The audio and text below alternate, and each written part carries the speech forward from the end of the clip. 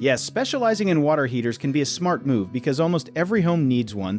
They break down on a predictable schedule, and most other contractors avoid this kind of work since it involves gas lines, electrical hookups, and code rules that scare people off. Think of a water heater like the heart of a house. It works quietly in the background until one day it just stops. And when that happens, people panic because they have no hot water for showers or dishes. Here is something most folks do not know.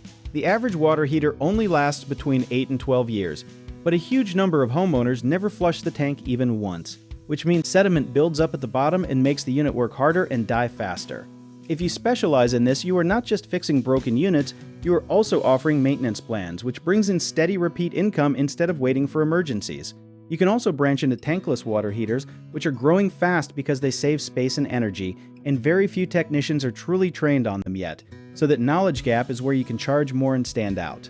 One common mistake people make is treating every water heater job the same, when tank-style and tankless units require completely different tools, training, and permits, so make sure you get certified on both.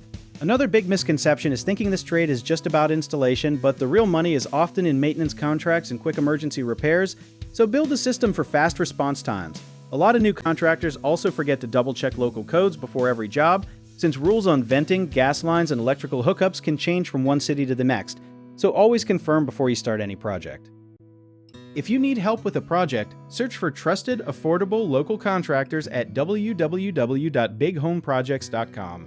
You can also download our app called Job It Tier, where homeowners and property owners can list jobs and have home service experts reach out and message you back with their estimates.